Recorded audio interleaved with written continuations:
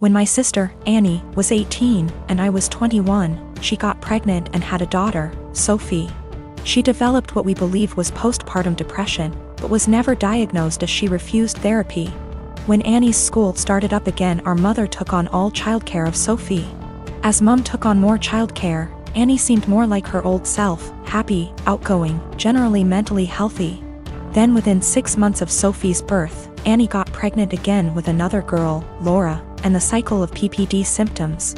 Mum taking over, and Annie's mood improving repeated. When Laura was 2 and Sophie was 3, Annie decided to move out of our parents' home, alone, and said she wanted our parents to adopt/raise her daughters. They said no. Annie said she couldn't take care of the girls as she had her own life and being a parent made her miserable. My husband and I already had 4 kids of our own, we'd bonded with the girls, and we had the resources for 2 more. So we offered to take them in, and Annie let us legally adopt them before moving about 8 hours away. It's been about 5 years, and the kids are doing well. It was a rough start, but we're now a stable, loving, healthy family unit. Sophie and Laura are 7 and 8, and Annie has recently lost her job and had to move back in with our parents. Annie has now asked for custody of Sophie and Laura. I'm writing custody like that because it wouldn't be custody in the legal sense. As she willingly surrendered all legal rights to the girls and can't get them back, we checked with a lawyer. However, Annie wants the girls to live with her. Initially she said she wanted them full-time and to legally adopt them back from us, which we obviously refused. Then she offered a compromise of alternate weeks, so 50//50 custody. Again, we refused. Given her insistence, we don't even want her around Sophie and Laura. So we've not been going by my parents' house as we typically do. It's been a month of constant badgering, insisting we let Annie bond with her daughters and allow her to at the very least take them for overnight visits, saying that Annie had PPD 5 years ago. And now she's ready to be a parent. I've responded that we are not babysitters, we are Sophie and Laura's parents. They're in a good place and this will be detrimental to all 6 kids. And Annie doesn't get to step in now when she never stepped up in the first place. The response from my parents and Annie is that I'm being unsympathetic to her PPD and I should let her at least have a chance, rather than deem her unfit without giving her a chance to prove herself. Plus, given that we already have 4 kids other than them, Sophie and Laura could probably do with a smaller household, and saying we're being unreasonable for not allowing Annie to bond with her kids. I am a 28-year-old woman and have been married to my husband, a 32-year-old man, since 2018. My husband is ethnically Japanese and a second-generation American. His parents are from Osaka. He kind of sort of half speaks Japanese, mostly sentences he has memorized / greetings. And his parents speak great English. On the other hand, I lived in Japan for 3 years, so I am conversationally pretty good. I have studied hard to get to the level I'm at, and I have passed level 2 of the Japanese language proficiency test. Not great, but not bad. Lately, my husband is super into me calling him Goshijin-sama, which can be translated to my honored husband. It's extremely unusual to call your own husband this, as it is usually reserved for other people's husbands as a respectful term. But it's kind of an anime / Japanese geek culture thing. I was okay with it in private because it makes him happy. Last week went to his parents' house for dinner, and on the way over he asked if I could call him Goshijin-sama all evening. I immediately shot his idea down with a firm no, because that would be super embarrassing. His parents are native Japanese speakers in their 60s. I'm not going to subject them to what you'd pay a waitress in a maid cafe $20 for a cup of coffee to call you. To be honest, I don't think my husband really gets how the phrase is properly used, despite his insistence. He kept trying to convince me, reminding me that he is Japanese and knows what is proper, despite the fact that I speak better Japanese than him, but I was having none of it. I just shut down and tuned him out. We got there, and sometime into the night I called his name to ask if he wanted a drink. Despite him being in hearing range, he ignored me. I said it again, and this time he looked at me, gave me this pleading shrug, and then turned back to the TV. I didn't get him a drink and just got myself one. A while later, I said his name again, and he audibly sighed. He told me that he wanted me to call him what I call him at home. To which I responded I would most certainly not be calling him what I call him at home. This was all in front of his parents, by the way.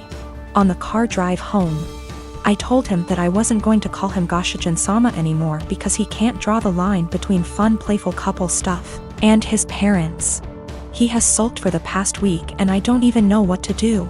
Normally I would not even consider the possibility that I was wrong here, but he's normally a very rational, reasonable, and respectful person. I feel like I'm being gaslighted and don't know what to do.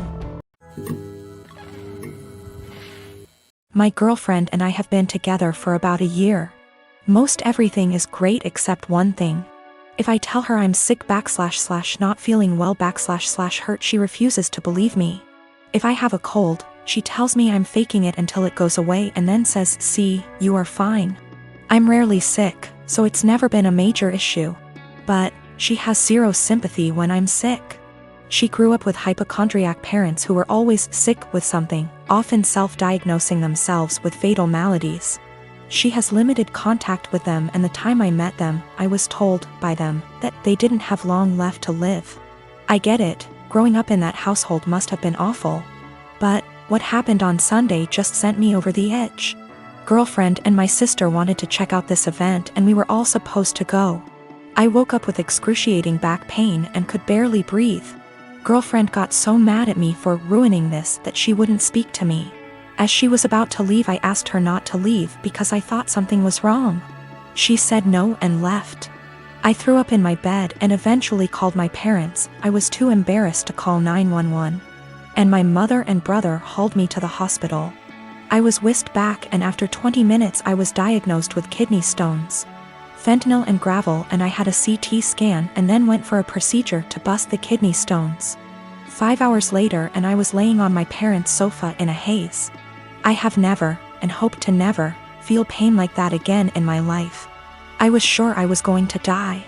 The attending in the told me it's worse than childbirth and that they've had it before, too. I didn't text my girlfriend throughout because I really didn't have the strength or foresight. I was drugged up and uncomfortable. My sister found out that I had been in the emergency room and soon after my girlfriend called me. She was pissed off I didn't call her. Then I reminded her that I begged her not to leave as I thought something was wrong. She got quiet and eked out an apology. I got furious and said something rather nasty things, unsavory things. In fairness, I was on dope, still sore, peeing blood and felt like someone had punched me in the gut. Standing was incredibly painful. I needed to take 2 days off of work and school. I rested in bed and the only thing you can think is the person who should have been there didn't even believe me. She's texted me this week a formal apology and wants one in return for saying nasty things to her. I've been avoiding her texts / calls. I've felt like shit this week and picked something up in the So I laid low, took a few days off work and relaxed. She wants to meet tonight and talk about everything, but I'm still so mad I don't know if I should hold off seeing her. Is this as big a transgression as I feel like it is? Am I blowing this out of proportion because I felt so shitty? I just am so annoyed and angry. Girlfriend didn't believe me something was wrong and I wound up in the with kidney stones and needed a procedure. She was mad that I didn't call her, I was too doped up, and then when I blew up at her she felt bad. I'm still mad at her. He's a fashion photographer, meaning he works alongside many beautiful women in his profession. Stylists, hair and makeup artists, and of course, models. This is actually how we met. I modeled my way through college and he photographed me, after which we became friends and eventually started dating. We have been together now for almost 3 years. I've since stopped modeling, but he is still a photographer. Never once in our relationship has he given me any reason to question his fidelity. With the exception of me, he has never dated or even befriended any of the models he has photographed. That was, until Rachel came into the picture. I've met Rachel. She seems like a fun chick, the type of girl who draws a lot of positive attention just by entering a room. She's beautiful, but her personality really shines through. She makes you feel like you're her best friend when you're talking to her. A very cool person through and through. That said, I'm not the only one who feels this way. My boyfriend also adores Rachel. The first time he photographed her, he stayed late at the studio and discussed ideas for their next shoot for nearly 3 hours. He was actually late for a night out with me because of it. But he's always had terrible time management, so I didn't think anything of it. The lateness has now become a steady, recurring factor in their shoots together. They hang out long after the stylists and makeup artists leave the studio. They also text a lot, and he's always smiling to himself and laughing when he reads the messages she sends him. At first he would show them to me and try to include me in on all the fun, without me asking. But he abruptly stopped doing that around 2 weeks ago. He tilts his phone away from me now when Rachel messages him. I'm not the jealous type, but if my BF had a history of doing this with the other models, I'd let it slide. The fact that he is only like this with Rachel, and me, I suppose, makes me wary of what might have transpired between them. Rachel herself has stopped talking to me. We used to communicate and have an easy, casual friendship via IG and Snapchat, but she pretty much ignores me now. Guilty conscience? I don't know. The real kicker is, my boyfriend now has a photo of Rachel as the wallpaper on his phone. He's apparently proud of the concept and the editing, and claims it has nothing to do with Rachel herself. Which is totally believable, but doesn't sit right with me. I told him that and he told me I was being irrational. Rachel is single, by the way. She and her BF broke up around 3 weeks ago. I really don't want to fall into the jealous GF trope, but what else am I to think? I don't want to make crazy demands and accuse my BF of cheating on me. Even emotionally, but he really does seem to be fond of this girl in a way that really hurts me. He has other female friends and he doesn't act that way with them. He's capable of being friendly with a girl without flirting or acting suspicious, but with Rachel it's different. He has slowly become very attached to her and I feel like I'm losing him. I have expressed this to him a couple of times, but he always tells me I have nothing to worry about and that he and Rachel are just kindred when it comes to photography. The long nights, constant texting, and phone wallpaper mean nothing. Oh, by the way, she's practically naked in the photo and it wasn't taken for any sort of publication, just for fun. Am I being irrational? Unreasonable? How would you feel in this situation? What would you do?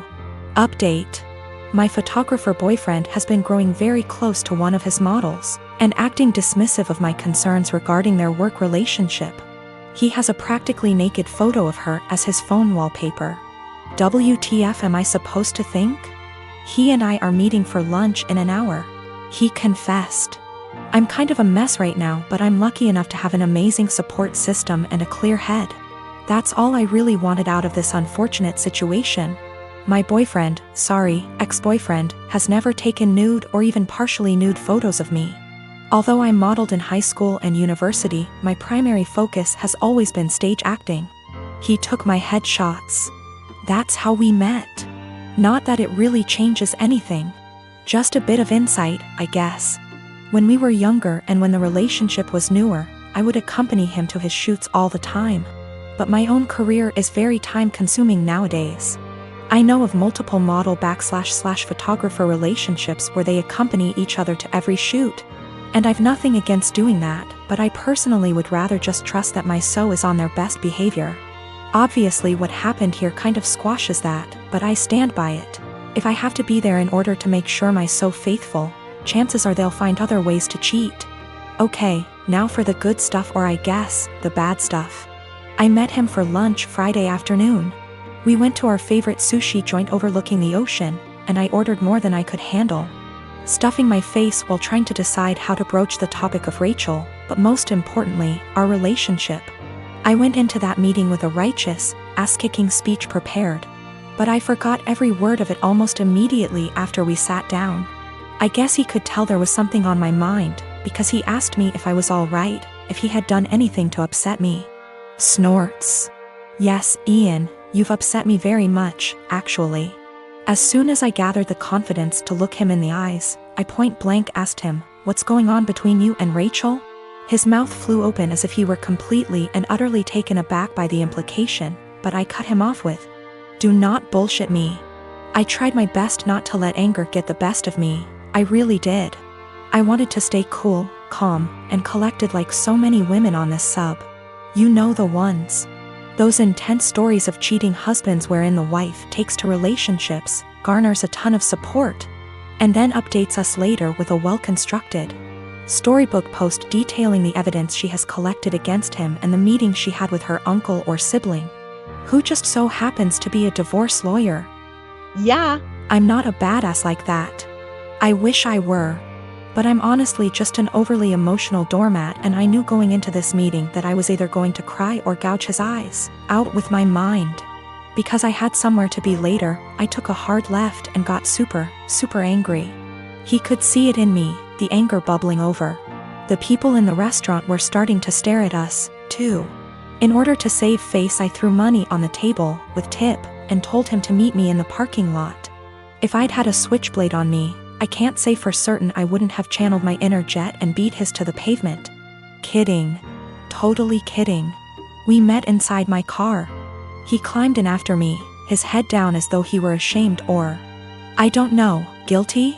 I asked him how, and he explained everything to me. No preamble whatsoever. The moment he met Rachel, he felt some type of way towards her. He couldn't tell whether it was just a silly crush or something more, but he knew she felt it, too. How cute. They kissed the first night they met. The night he nearly stood me up. They had crazy, emotional, forbidden intimate the night she and her boyfriend called it quits. And they've been ever since. He mentioned he has always used a condom with her, but I don't care. I'm getting tested. I should mention Rachel was the one who was broken up with in her previous relationship. I don't know why or how. I didn't ask and I don't care to know. Funnily enough, Ian said he doesn't want to be with Rachel, he wants to be with me. And he even provided text messages to show that he's the one who decided not to pursue anything with her on official grounds. But I told him I give zero about what he wants.